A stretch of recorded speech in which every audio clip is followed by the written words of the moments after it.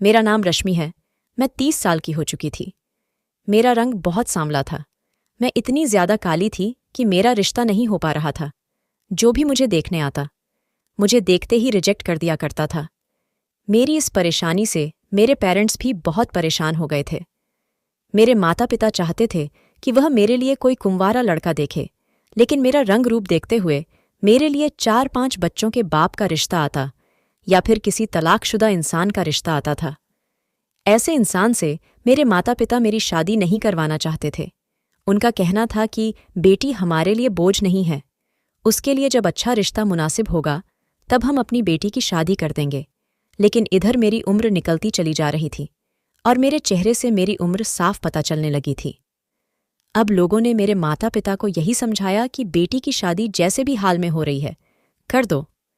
आपकी बेटी की शादी की उम्र निकलती जा रही है, आने वाले टाइम में आपको इस तरह के भी रिश्ते नहीं मिलेंगे। यही सोचते हुए मेरे पेरेंट्स ने एक ऐसे इंसान का रिश्ता एक्सेप्ट कर लिया जिसकी जवान 2 बेटियां और एक बेटा था। मेरे पिताजी बहुत ही सीधे आदमी थे। एक आदमी ने उनको मेरे इस रिश्ते के बारे में बताया था। जिसने मेरा रिश्ता बताया था वह मेरे पिताजी का कोई जानने वाला था। उसने लड़के की फोटो मेरे पिताजी को दिखाई तो मेरे पिताजी ने देखते ही उस लड़के को पसंद कर लिया था, क्योंकि लड़का देखने में गोरा चिट्ठा और स्मार्ट था और उसे देखकर कहीं से भी नहीं लग रहा था कि वह 3 जवान बच्चों का बाप है। फिलहाल मेरे पिताजी ने हमारी तरफ से तो रिश्ते के लिए हाँ कर दी थी। अब मेरा फोटो भी लड़के वालों के घर भेज दिया गया। लड़के वालों ने भी मुझे पसंद कर लिया। इसी तरह से सादगी से मेरी शादी हो गई और मैं विदा होकर अपनी ससुराल चली गई तो मैंने अपने पति के बच्चों को देखा। सभी बच्चे जवान और खूबसूरत थे। मुझे उन लोगों को देखकर बड़ी हैरानी हुई थी। मेरी सास भी देखने में बहुत खतरनाक लग रही थी। ऐसा लग रहा था कि यह जैसे बहुत खतरनाक औरत है और आने वाले टाइम में यह मेरा जीना दुश्वार कर देगी। मुझे मेरे कमरे में भेज दिया गया। वहां मेरा पति आया और मुझसे अच्छे तरीके से बात करने लगा। मुझे अपना पति देखते ही पसंद आ गया था, इसीलिए मैंने दूसरों की तरफ ध्यान नहीं दिया और यही बात सोची कि मेरा पति तो अच्छा है, इसीलिए मुझे दूसरों से कोई मतलब नहीं रखना चाहिए। मैं इस बात से बड़ी हैरान थी कि मेरे पति की उम्र लगभग 50 साल होगी, लेकिन उनके सारे जवान बच्चे जिनकी उम्र 25 से 30 साल थी। ऐसा मुमकिन हो ही नहीं सकता। मैं यहाँ आने के बाद बहुत कंफ्यूज हो रही थी और मेरा दिमाग चारों तरफ दौड़ रहा था। थोड़ी देर के बाद मेरा पति मुझसे बातचीत करने के बाद अपने कमरे से चला गया और कमरे के अंदर मेरी सास और मेरे पति की बेटियां आ गईं। वो मुझे मम्मी कहकर पुकारने लगी। मुझे बहुत अजीब सा लगा था। उसके बाद मेरी सास कहने लगी, चलो लड़कियों, तुम कमरे से बाहर निकलो, मुझे बहू से कुछ बात करनी है। वो मुझसे कहने लगी, बेटी, इस घर में तुम्हें किसी चीज की परेशानी नहीं होगी। तुम इन बच्चों को देख रही हो, इनको माँ का साया चाहिए था। इनकी माँ बचपन में ही छोड़कर चली गई थी। तभी से मेरा बेटा बहुत परेशान रहने लगा था। हम लोगों ने उसे समझाया कि तुम दूसरी शादी कर लो। तुम्हारी दूसरी शादी करने से तुम्हारे लिए कोई अच्छा हमसफर भी मिल जाएगा और इन बच्चों को माँ की ममता भी मिल जाएगी। अब से तुम ही इन बच्चों की माँ हो। उस औरत ने मुझे प्यार किया, ऐसे जैसे मैं उनकी बहू नहीं बल्कि बेटी हूं। मुझे खुशी हुई थी कि चलो ससुराल में सब लोग अच्छे हैं। और फिर वह मेरे कमरे से चली गई। उन लोगों के जाने के थोड़ी देर बाद मेरा पति कमरे में आ गया और वह मुझसे कहने लगे कि तुम्हें मेरी बेटियों और बेटे का ख्याल रखना है और साथ साथ मेरी माँ का भी बहुत ख्याल रखना है। मैंने कहा, मैं बहुत हैरान हूं कि आपके बच्चे इतने जवान हैं, आप इन बच्चों के पिता नहीं लगते। वो मेरी यह बात सुनकर हंसने लगे और कहने लगे कि तुम ही नहीं बल्कि यह सवाल काफ़ी सारे लोग मुझसे करते हैं, क्योंकि मैं इतना जवान जो हूं। मेरे पति बहुत मुस्कुरा रहे थे। उनको देखकर मैं भी खुश हो गई। उसने कहा, मैं तुम्हें भी खूबसूरत बना दूंगा। मैंने अपने पति से कहा कि मैं कैसे खूबसूरत हो सकती हूँ? कहाँ मैं काली सांवली सी और कहाँ आप गोरे चिट्टे से। मेरे पति ने कहा, ऐसी बातें मत करो, तुम मुझे बहुत पसंद आई हो। गोरे काले से क्या होता है, इंसान की सीरत अच्छी होनी चाहिए। मैं उनकी इतनी प्यारी बातें सुनकर बहुत खुश हो गई थी। मेरे पति की यह दूसरी शादी है तो फिर वह अपनी पहली शादी पर कितना खूबसूरत और कम उम्र का होगा। अब मुझे अपनी ससुराल पर ध्यान देना था। वो एक सपनों भरी रात थी जो मैंने गुजारी थी। सुबह हुई तो दरवाजे पर दस्तक होने लगी। मैंने जाकर दरवाज़ा खोला तो मेरी सास सामने खड़ी हुई थी। उनके हाथ में एक बड़ी सी ट्रेन थी और वह मेरे लिए कमरे में नाश्ता लेकर आई थी। मैंने कहा कि आपको परेशान होने की क्या जरूरत थी। फ्रेश होने के बाद मैं खुद आ जाती किचन में नाश्ता बनाने के लिए। मेरी सास कहने लगी, अरे नहीं बहू, नई नई बहू से इतनी जल्दी किचन का काम करवाना अच्छा नहीं लगता। मेरे पति भी सोकर उठ गए थे और हम दोनों ने साथ बैठकर नाश्ता किया। मैंने अपने पति से कहा, आज हमारी शादी का पहला दिन है, आज हम लोग कहीं घूमने चलते हैं। मेरे पति ने कहा, बताओ कहाँ जाओगी। मैंने कहा कि मैं अपने मायके जाना चाहती हूँ। मेरे पति ने कहा, शायद तुम्हें यह बात पता नहीं है कि तुम्हें तुम्हारे माता पिता ने यह बात नहीं बताई कि तुम अपने मायके में किसी से नहीं मिल सकती। यह बात सुनकर मैं हैरान हो गई थी। मुझे लगा कि वह शायद मजाक कर रहे हैं। मैंने कहा, ऐसा नहीं हो सकता। मेरे पति कहने लगे, ऐसा ही है। अब तुम्हारी शादी यहां हो गई है, इसीलिए तुम अपने किसी रिश्तेदार या अपने मायके वालों से कोई कांटेक्ट नहीं रखोगी। मेरी यह समझ में ही नहीं आ रहा था कि ऐसा करने की यह शर्त मेरे माता पिता की थी या फिर मेरे अपने पति की। जब मैंने अपने पति से यह सवाल किया तो उन्होंने कहा कि मैंने इसी शर्त पर तुमसे शादी की है क्योंकि तुम्हारी कहीं शादी नहीं हो रही थी और तुम्हारे घर वालों ने आसानी से खुशी खुशी मेरी यह शर्त एक्सेप्ट भी कर ली थी। ये बात सुनकर मेरे दिल को बहुत ठेस पहुंची थी, लेकिन फिर थोड़ी देर के बाद मेरे पति के मोबाइल पर किसी की कॉल आने लगी। वो किसी से फ़ोन पर बात करते हुए कह रहे थे कि रिश्ता तय होने पर हमारी यह शर्त पहले से ही पक्की हो गई थी। मेरे पति फ़ोन पर बहुत बहस कर रहे थे। मैं समझ गई थी कि ये कॉल ज़रूर मेरे घर से ही आई होगी। मैं अपने पति के आगे खड़ी हो गई और कहने लगी कि प्लीज़ एक बार मेरी बात करवा दो। मेरे पति ने मेरी तरफ देखते हुए कॉल पर कहा कि आज के बाद मेरे मोबाइल पर किसी की कॉल नहीं आनी चाहिए। अगर फ़ोन किया तो आपकी बेटी को तलाक देकर आपके घर भेज दूंगा। ये कहकर उन्होंने कॉल काट दी। मैंने कहा, आपने ऐसा क्यों किया? मैं मिलने नहीं जा सकती, पर एक बार फ़ोन पर बात तो कर सकती थी। मेरे पति ने कहा, तुम्हारे घर वाले भी मुझसे यही बात कह रहे थे, लेकिन हमारी शर्त यह थी कि शादी के बाद तुम अपने घर वालों से या अपने किसी रिश्तेदार से भी किसी तरह का कोई कांटेक्ट नहीं रखोगी। फिर अब तुम्हारे माता पिता इस बात को भूल कैसे गए हैं? उन्हें अब मेरे इनकार करने पर कोई एतराज़ नहीं होना चाहिए। अगर वह लोग अपनी बेटी को खुश देखना चाहते हैं तो फिर खामोश रहे और तुमसे बात करने की कोई कोशिश न करें। यही उनके लिए बेहतर होगा। अपने पति का ऐसा रूप देखकर मैं बहुत डर गई थी। मेरे पति ने कहा, इस घर में मेरी माँ है, मेरी बेटियां हैं और एक बेटा है। तुम उन सब के साथ रहो और उनका ख्याल रखो, यही तुम्हारा कर्तव्य है। मैंने कहा, जो एक पत्नी का फर्ज होता है मैं वह सब कुछ करके दिखाऊंगी, लेकिन एक बेटी को अपने माता पिता से अलग ही लगाव होता है। आप प्लीज़ एक बार मेरे माता पिता से मेरी फ़ोन पर बात करवा दो। मैं आपका यह एहसान कभी जिंदगी भर नहीं भूलूंगी और आज के बाद कभी उनसे बात करने की जिद भी नहीं करूंगी। मेरे पति ने मेरी कोई बात नहीं सुनी और मैं रोती हुई खामोशी से कमरे के अंदर आ गई। रो रो कर मेरा बुरा हाल हो गया था। मैं सोच रही थी कि पहले ही दिन मेरे साथ ऐसा किया तो आगे मेरे साथ यह लोग क्या करेंगे। फिर थोड़ी देर के बाद मेरा पति कुछ सोचता समझता हुआ कमरे के अंदर आया और मुझे चुप करवाने लगा। कहने लगा, तुम परेशान मत हो, मैं तुम्हारे पेरेंट्स से तुम्हारी बात करवाऊंगा, लेकिन अभी नहीं, सही समय पर, जब सही समय आ जाएगा तो मैं तुम्हें उनसे मिलवाने के लिए ले जाऊंगा। मैंने अपने पति से कहा, लेकिन ऐसा कब होगा? तो उन्होंने कहा, मैंने कहा है ना कि जब सही समय होगा मैं तुम्हें खुद लेकर जाऊंगा। बस तुम मेरे परिवार के सदस्यों का ख्याल रखो। मुझे किसी काम से बाहर जाना है, बहुत ज़रूरी काम है। मेरे पति यह कहकर घर से चले गए थे और मेरी सास मेरे पास आकर बैठ गई थी। मेरी सास ने मुझे बातें करने में बिजी कर लिया। फिर कुछ देर के बाद वो मेरे पति की बड़ी बेटी से कहने लगी, जाओ, तुम्हारी मम्मी ने रो रो कर अपना बुरा हाल कर लिया है। इसके सर में दर्द हो गया होगा, इसके लिए एक कप चाय बना दो। मेरे पति की बड़ी बेटी किचन में चाय बनाने के लिए चली गई थी। उसके पीछे दूसरी बेटी भी चली गई थी। मैंने बहुत मना भी किया था कि अभी मैंने नाश्ता किया है, अभी मेरा चाय पीने का मूड नहीं है, लेकिन उन्होंने ज़बरदस्ती मेरे लिए चाय बनवा ली और वह चाय का कप मुझे देकर कहने लगी, लो, यह चाय पी लो। मैं उनसे बहुत मना कर रही थी क्योंकि मेरा कुछ खाने पीने को मन नहीं कर रहा था, तो फिर मैं बेवजह चाय क्यों पीऊं? फिर मैंने सोचा कि आज मेरा ससुराल में पहला दिन है। मैं नहीं चाहती कि मेरे ससुराल वाले पहले ही दिन मुझसे नाराज़ हो जाए, इसीलिए उनके ज़्यादा जिद करने की खातिर मैंने चाय का कप अपने हाथ में ले लिया था। लेकिन जैसे ही मैंने चाय के कप से अपने होंठ लगाए, मुझे चाय के अंदर से कड़वी कड़वी सी बदबू आने लगी। ऐसा लगा जैसे वह खराब दूध की बनी हुई चाय हो। मैंने कहा, चाय के अंदर से कैसी अजीब सी बदबू आ रही है। तो मेरी सास कहने लगी, नहीं बेटी, हम तुम्हें खराब दूध की चाय कैसे पिला सकते हैं। हो सकता है शायद फ्रिज में दूध किसी ने खुला हुआ छोड़ दिया हो और दूध के अंदर फ्रिज के किसी खाने पीने की चीज की बदबू बैठ गई हो। मैं मजबूरन वह चाय पीने लगी थी। चाय पीने में तो अच्छी थी, मगर उसमें से किसी दवाई की बदबू आ रही थी। वो सब लोग मुझे चाय पीता हुआ गौर से देखने लगी, जैसे मैं कोई चाय नहीं बल्कि दवाई पी रही हूं। चाय का कप पूरा फिनिश करते ही उन सब ने मेरी तरफ इस तरह से देखा जैसे मेरे साथ कोई बड़ी प्रॉब्लम होने वाली हो।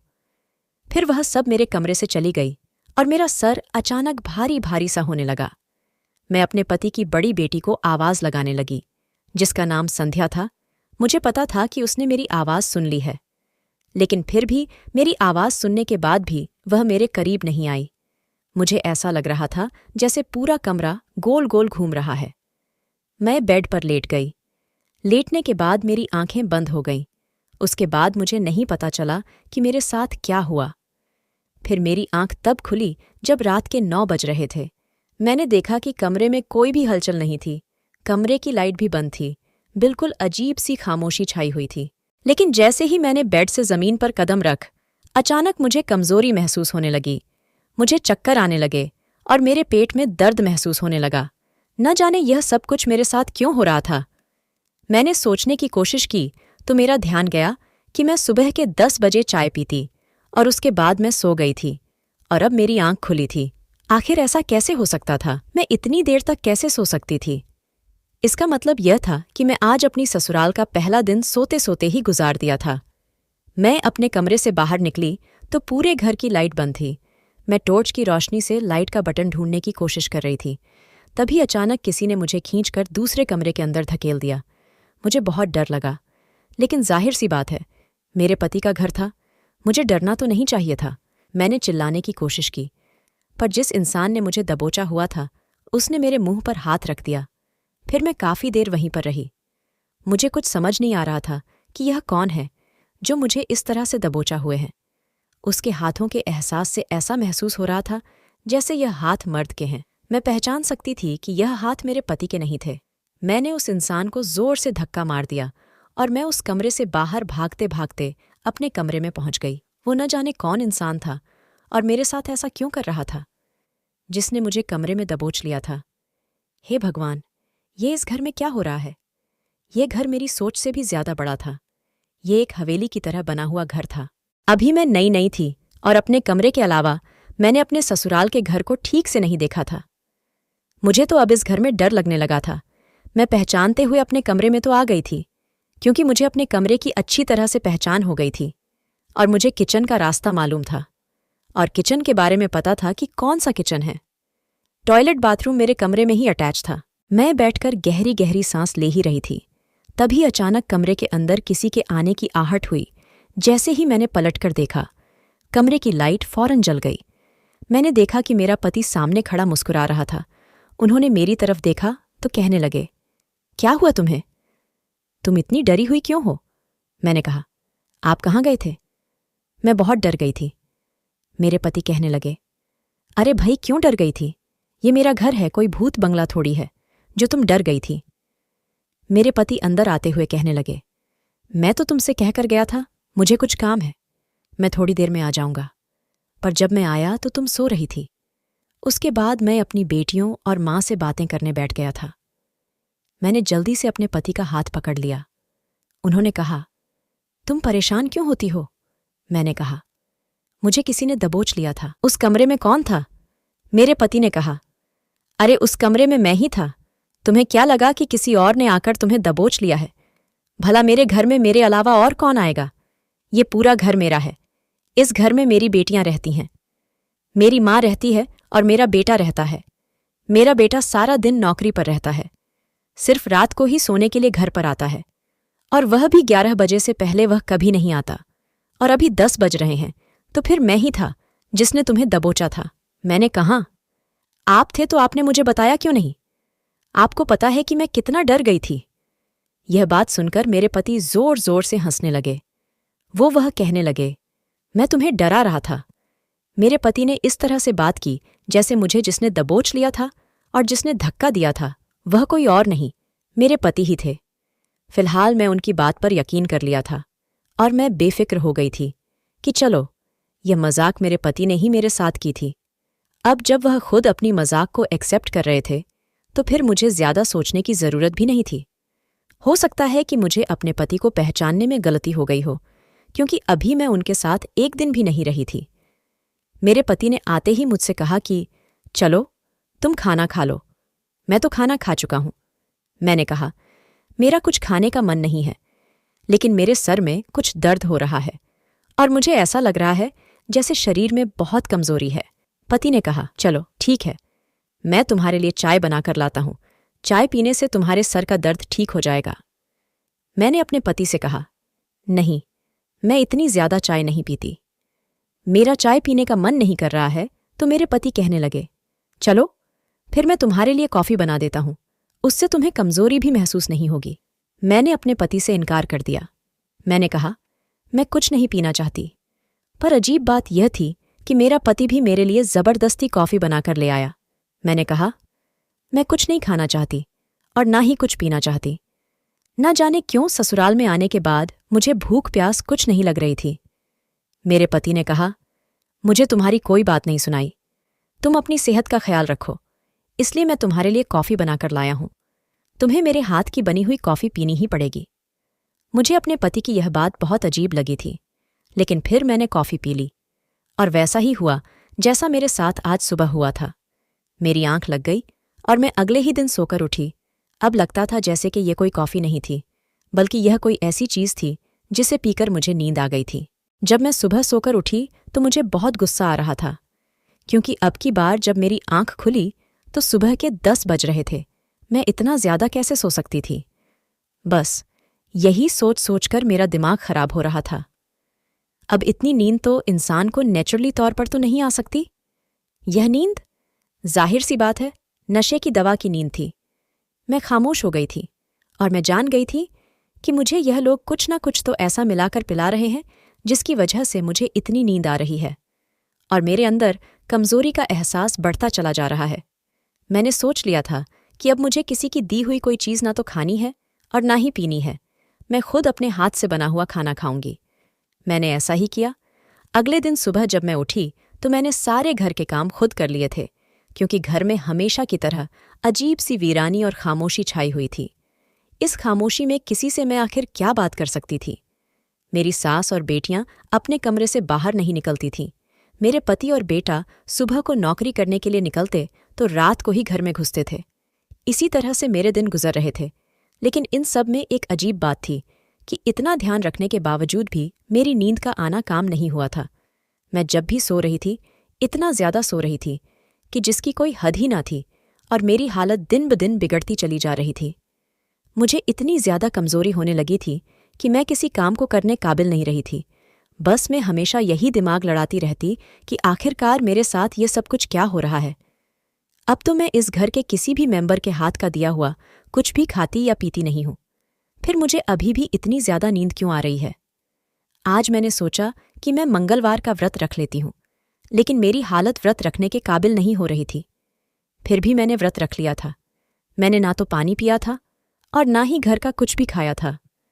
अजीब बात तो यह थी कि आज मुझे बिल्कुल भी नींद नहीं आई थी और मुझे किसी ने तंग भी नहीं किया। एक ऐसी बात मेरे सामने आई जिसने मेरे होश उड़ा दिए थे। मैं अपने पति के आने का इंतजार कर रही थी, क्योंकि आज मैं जाग रही थी, वरना जब भी रोज मेरे पति काम से आते तो मुझे पता ही नहीं चलता था कि वह कब आए और घर में आने के बाद उन्होंने क्या किया। मैंने व्रत खोलने की तैयारी की। अपने पति के आने से पहले मैंने अच्छे कपड़े पहन लिए और मैं अच्छी तरह से तैयार हो गई। मैं बिल्कुल रेडी होकर दरवाजे के पास ही खड़ी अपने पति का इंतजार कर रही थी। तभी अचानक मुझे किसी काम की याद आ गई और मैं वापस अपने कमरे में आ गई। इतनी ही देर में मेरे पति घर के दरवाजे से अंदर दाखिल हुए और अंदर आते ही उनकी दोनों बेटियां और मां ने उनको घेर लिया और उन्हें दूसरे कमरे में ले गई। मैं हैरान थी कि वह मुझसे बात करने की बजाय अपनी बेटियों के कमरे में क्यों चले गए थे। मैं उनकी बेटियों के कमरे के दरवाजे के पास जाकर खड़ी हो गई। कमरे के अंदर मेरे पति अपनी बेटियों और माँ के साथ मौजूद थे। मैंने दरवाजे को जोर जोर से बजाना शुरू कर दिया था, पर दरवाज़ा नहीं खुला। कुछ देर तक मैं जब ऐसे ही दरवाज़ा बजाती रही तो मेरा पति गुस्से से दरवाज़ा खोलता हुआ कमरे से बाहर निकला। उनकी आंखों में मुझे गुस्सा साफ नजर आ रहा था। वह मुझे देखते ही कहने लगे, पागल हो गई हो क्या? इतनी जोर जोर से दरवाज़ा क्यों बजा रही हो? मैंने तुम्हें मना किया था कि तुम अपने कमरे से ज्यादा बाहर मत निकला करो। तुम यहां पर क्या कर रही हो? मैंने अपने पति से कहा, यह घर मेरा भी तो है, मैं इस घर में कमरे के अंदर ही क्यों रहूं? मेरे पति कहने लगे, बकवास बंद करो और अपने कमरे में जाओ। मैंने कहा, मुझे भी आप लोगों के साथ कमरे में बैठकर बातें करनी है। मेरे पति ने कहा, यह कमरा मेरी बेटियों का है और इस टाइम मैं अपनी माँ और बेटियों के साथ बातें करता हूं। उन्होंने मुझे धक्का मारते हुए कहा, जाओ अपने कमरे में, जब तुमसे बात करने का टाइम आएगा तो तुमसे बात करने तुम्हारे कमरे में चला आऊंगा। मुझे बड़ी हैरानी हुई थी कि मेरे पति को अपनी बेटियों और माँ से बात करने के लिए सिर्फ रात का ही टाइम मिला था। मैं बाहर ही खड़ी हो गई थी और मेरे पति ने मेरे मुंह पर दरवाज़ा बंद कर दिया और अंदर से धीरे धीरे बोलने की आवाज़ आने लगी। मैंने दरवाजे पर कान लगाए और उन लोगों की बातों को सुनने की कोशिश की। मेरे पति कमरे के अंदर कुछ कह रहे थे, लेकिन मेरी कुछ भी समझ नहीं आ रहा था। फिर मैंने धीरे से खिड़की खोलने की कोशिश की। मैंने खिड़की को हल्का सा हिलाया तो खिड़की का दरवाज़ा थोड़ा सा खुल गया और मुझे अंदर का नज़ारा दिखने लगा। मैंने अंदर देखा तो अंदर लगभग 6 लोग मौजूद थे। 2 मेरे पति की बेटियां थीं और एक औरत जो कि मोटी थी। उनको तो मैं दूर से ही पहचान सकती थी। वह मेरी सास थी और एक मेरे पति का बेटा भी मौजूद था। लेकिन हमारे घर में तो सिर्फ 5 मेंबर है। यह छोटा इंसान कौन था? मैं इस इंसान को पहचानने की कोशिश कर रही थी, लेकिन मेरी कुछ समझ नहीं आ रहा था। मैं हैरान हो गई थी कि आखिरकार यह घर में क्या चल रहा है। मैंने देखा कि मेरे पति को वह लड़का नोटों की गड्डी दे रहा था। मुझे उस लड़के का चेहरा ठीक से दिखाई नहीं दे रहा था। मैं खामोशी से अपने कमरे में आ गई थी और सोचने लग गई थी कि आखिर इस घर में क्या हो रहा है। तभी थोड़ी देर के बाद मेरे पति कमरे के अंदर आ गए और मुझसे प्यार से बात करने की कोशिश करने लगे। लेकिन एक अजीब बात यह थी कि उनके हाथ में कॉफ़ी का कप था। वह मुझे बहला फुसलाकर यह कॉफ़ी पिलाना चाहते थे। मेरे पति ने कहा, ये लो, कॉफ़ी पी लो, तुम्हारा मूड ठीक हो जाएगा। मैंने कहा, मुझे नहीं पीनी है। मेरे पति मेरा हाथ पकड़ते हुए कहने लगे, मुझे माफ़ कर दो, मैंने तुमसे इस तरह से बात किया। आज मुझे काम का स्ट्रेस कुछ ज़्यादा ही हो रहा था, इसीलिए मैंने अपना गुस्सा तुम पर निकाल दिया। मैंने अपने पति को यह नहीं बताया कि मैंने कमरे के अंदर जो कुछ हो रहा था वह सब कुछ देख लिया था। मैं खामोश ही बैठी रही, लेकिन मेरे पति मुझे कॉफ़ी पिलाने के लिए ज़बरदस्ती करने लगे। मैंने अपने पति से गुस्से से कहा, आखिर इस कॉफ़ी और चाय का क्या मैटर है? मैं सब कुछ अपनी मर्जी से खाती पीती हूँ, लेकिन इस घर में ज़बरदस्ती मुझे यह सब कुछ क्यों पिलाया जाता है? कहीं ऐसा तो नहीं है कि इस कॉफ़ी में कुछ ऐसा मिला हुआ है जिससे आप मुझे बेहोश करना चाहते हैं या फिर मारना चाहते हैं? मेरे पति ने कहा, तुम पागल हो गई हो? मुझे तुम्हारी फिक्र है, इसलिए मैं तुम्हारे लिए यह लेकर आया हूँ। भला मैं तुम्हें बेहोश क्यों करना चाहूँगा? तुम घर के कामों पर ध्यान दो। वैसे भी घर के कामों के लिए नौकरानी की ज़रूरत है। तुम कल से घर के सारे काम करोगी। तुम्हें ज़्यादा फ्री रहने की आदत हो गई है, इसीलिए तुम्हारे दिमाग में उल्टे सीधे ख्याल आने लगे हैं। मैं समझी थी कि मेरे पति शायद मुझे धमकाने के लिए यह सब कुछ कह रहे हैं, लेकिन फिर उन्होंने कहा कि तुम मुझे मजबूर करती हो। ऐसी बातें करने पर मैं तुमसे बहुत प्यार करता हूँ। मुझे पता है आज तुमने व्रत रखा हुआ है, मैं इसलिए तुम्हारे लिए कॉफ़ी बनाकर लाया था, लेकिन तुमने मुझे नाराज़ कर दिया। अब मैं तुमसे बात नहीं करूँगा। अपने पति की इतनी प्यारी बात सुनकर मेरा दिल नरम हो गया था और मैंने उनके हाथ से कॉफ़ी का कप ले लिया और कहा कि आप परेशान मत हो, मैं यह कॉफ़ी पी लेती हूँ। मेरी यह बात सुनकर मेरे पति बहुत खुश हो गए, लेकिन यह मेरी सबसे बड़ी गलती थी। मैंने जैसे ही कॉफ़ी पिया, उसके बाद मुझे अजीब सा नशा चढ़ने लगा और मैं बेहोश हो गई। उसके बाद फिर मेरे साथ वही हुआ जैसा हर बार होता आया था। मैं अपने पति की बातों में आ गई थी। ज़रूर अब तो कुछ ना कुछ गड़बड़ थी। मुझे अब गड़बड़ का एहसास होने लगा था। सुबह मेरी आंख अगले दिन 9 बजे खुली। मेरे पेट में बहुत दर्द हो रहा था और मेरा सर बहुत भारी भारी हो रहा था। अगले दिन जब मैं अपने कमरे से बाहर निकली तो मैं खामोश रही। मेरे पति काम पर जा चुके थे। एक दिन मैं कपड़े धो रही थी, मैंने देखा कि मेरे पति का बेटा मुझे बड़ी अजीब अजीब नज़रों से घूर रहा था। उसको देखकर मुझे बहुत अजीब लगा, इसीलिए मैंने अपने पेट को साड़ी से ढक लिया। आज मेरे पति के बेटे की छुट्टी थी और वह घर में ही मौजूद था। मैं किचन में खाना बना रही थी और मुझे एहसास हुआ कि जैसे किसी का हाथ मेरी कमर पर है। मैं घबराकर जैसे ही पीछे पलटी तो मैंने देखा कि मेरे पति का बेटा खड़ा हुआ था। वह मुझे देखते ही घबरा गया। उसके चेहरे का रंग उड़ गया था। मैंने कहा, तुम्हें क्या चाहिए और यह तुम कैसी हरकतें कर रहे हो? वो कहने लगा, मम्मी, मैं तो कुछ भी नहीं कर रहा। मुझे एक गिलास पानी चाहिए था, इसीलिए मैं किचन में आया था। मैं जा रहा हूं। यह कहकर वह किचन से बाहर चला गया। मेरा शरीर तो बुरी तरह से कांप रहा था। न जाने इस घर का माहौल कैसा था। मेरे पति की बेटियां भी अजीब अजीब तरह के कपड़े पहनती थीं। ऐसे लगती थीं जैसे वह कोई हीरोइन है। इन कपड़ों से उनके शरीर के काफी हिस्से चमकते थे। एक दिन दरवाजे पर दूध वाला आया तो मैं दूध लेने के लिए दरवाजे पर चली गई। मैं जैसे ही दरवाजे पर गई तो गली में काफी सारी औरतें खड़ी हुई थीं और आपस में मुझे देख देख कर बातें कर रही थीं। दूध वाला तो दूध देकर चला गया था, लेकिन वह औरतें अब भी मुझे घूर रही थीं और वह मेरे करीब आ गई। वो कहने लगी, तुम्हें हमने कभी पहले इस घर में नहीं देखा। क्या तुम यहां नई आई हो? मैंने कहा, आपका क्या मतलब है कि मैं नई आई हूं? मैं इस घर की बहू हूं। मेरी बात सुनकर वह औरतें एक दूसरे को देखने लगी और उनमें से एक औरत हंसकर कहने लगी, अरे बहू, इस घर में न जाने कितनी बहुएं अब तक आ चुकी हैं। मैं उस औरत से आगे कोई सवाल करती, इतनी ही देर में पीछे से किसी ने मेरा हाथ पकड़कर अंदर की तरफ खींच लिया। मैंने जैसे ही पलटकर देखा तो मेरी सास ने मुझे अंदर की तरफ धकेला था। मेरे हाथ से दूध का बर्तन गिरने से बच गया था, जबकि थोड़ा सा दूध फर्श पर गिर गया था। मेरी सास ने जल्दी से दरवाज़ा बंद किया और अंदर से दरवाजे को कुंडी लगा ली और वह मुझे घूरते हुए डांटने लगी। कहने लगी, मेरे बेटे ने तुझसे कितनी बार मना किया है कि ज्यादा इधर उधर ताक झांक करने की जरूरत नहीं है। अगर यह बात तेरे पति को पता चल गई कि तू दरवाजे पर खड़ी होकर मोहल्ले की औरतों से बातें कर रही थी, तो तू नहीं जानती कि वह तेरा क्या हाल करेगा। मैंने कहा, ऐसा भी क्या गलत कर दिया? दूध वाला बहुत देर से दरवाजे की बेल बजा रहा था। किसी को आवाज ही नहीं आ रही थी, इसीलिए मैं दूध का बर्तन लेकर दूध लेने के लिए आ गई। और आप ये किस तरह से मुझसे बात कर रही हो? मैंने कोई पाप तो नहीं कर दिया? मोहल्ले की औरतों से बातें करके उस दिन मेरी सास ने बहुत हंगामा किया था।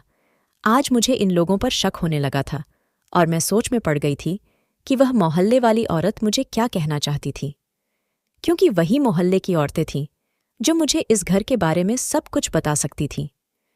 मैंने मौका देखते ही मोहल्ले की एक औरत से बात करने की कोशिश की। मैं बहाने से छत पर चली गई। उस टाइम पर घर के सारे लोग सो रहे थे।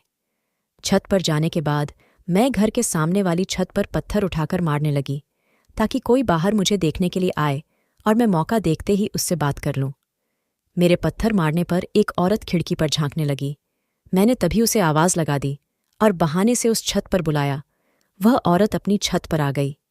हमारे घर की छत और उस सामने वाले घर की छत आमने सामने ही थी, क्योंकि हमारे घर भी आमने सामने थे। मैंने उस औरत से कहा, आज तुम लोग गली में खड़ी हुई मेरे बारे में कुछ बातें कर रही थीं और मुझे कुछ बताने की कोशिश कर रही थी। मैं इस घर के बारे में सब कुछ जानना चाहती हूँ, प्लीज मुझे बता दो। मैं यहाँ रहते हुए बहुत परेशान हूँ। उस औरत ने कहा कि हाँ, मैं तुम्हें सब कुछ बता दूंगी, लेकिन इस मामले में मेरा नाम नहीं आना चाहिए। मैंने कहा, ठीक है, कोई तुम्हारा नाम नहीं लेगा। उस औरत ने बताया कि जिस घर में तुम रहती हो यह घर कोई घर नहीं है और इसमें रहने वाला आदमी तुम्हारा पति नहीं है, बल्कि यह लोग आपस में परिवार के सदस्य ही नहीं हैं। ये घर एक कोठा है। इसमें जो औरत रहती है वह एक बाई है और जो 2 जवान लड़कियां रहती हैं वह इस घर में लड़कियों को बहला फुसला कर लाती है। और जो तुम्हारा पति है उसका भी यही काम है। वह लड़कियों से या तो शादी के बहाने से उन्हें लेकर आता है या फिर उनको किडनैप करके यहाँ लेकर आता है। और अब की बार तुम यहाँ पर आई हो।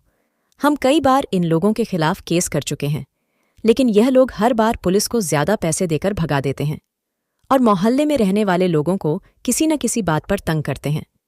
मैंने कहा, इस घर में जो लड़का रहता है वह कौन है? उस औरत ने बताया कि इस घर में जो लड़का है वह तुम्हारे पति का बेटा नहीं है, बल्कि वह बाई का बेटा है। उसका काम है कि वह लड़कियों पर नज़र रखता है जो लड़की इस घर में रहती है, कहीं वह यहाँ से भाग ना जाए। यहाँ पर हर एक महीने में एक लड़की को बहाने से लाया जाता है। मैंने कहा, अच्छा, यहाँ पर लड़कियों को लाने के बाद उनके साथ क्या किया जाता है? तो उस औरत ने बताया कि तुम बिल्कुल पागल हो, तुम्हें नहीं पता कि तुम्हारे साथ क्या हो रहा है? मैंने कहा, मुझे नहीं पता है। उसने कहा कि यहाँ पर जो भी लड़की आती है उसके शरीर को बेचा जाता है। यह सुनकर तो मेरे पैरों तले से जमीन निकल गई थी। और उस औरत ने बताया कि ये लोग बहुत खतरनाक लोग हैं। यह लोगों के सामने सीधे बनते हैं, लेकिन उनकी हकीकत हम लोग जान चुके हैं, क्योंकि इस मोहल्ले में रहते हैं। यहाँ जो लड़की आती है उसे किसी न किसी तरीके से बेहोश कर दिया जाता है और रात को उसकी कीमत लगा दी जाती है। वह लड़की जब तक बेहोश रहती है उसे कुछ पता ही नहीं चलता कि उसके साथ रात भर किसी दरिंदे ने उसकी इज्जत के साथ खेला है। मेरे तो पसीने छूटने लगे थे। आखिर यह औरत यह सब कुछ क्या कह रही थी? यह औरत सारी बातें सच कह रही थी। उसने मुझसे कहा था कि तुम भली लगती हो, इसलिए तुमसे कह रही हूं जितनी जल्दी हो सके यहां से मौका देखकर भाग जाओ, वरना यह लोग तुम्हें कहीं का नहीं छोड़ेंगे। मेरी इज्जत भी न जाने कितने मर्दों के बीच तार तार हो चुकी थी। यह मेरा कोई ससुराल नहीं था, बल्कि ये एक गैंग के लोग थे जो कि लड़कियों को बेवकूफ़ बनाकर उनकी कीमत लगा रहे थे और इस तरीके से अपना धंधा चला रहे थे। वो औरत मुझसे कुछ देर बात करने के बाद अपने घर में चली गई थी और मैं सोचती रह गई थी कि मैं क्या करूं।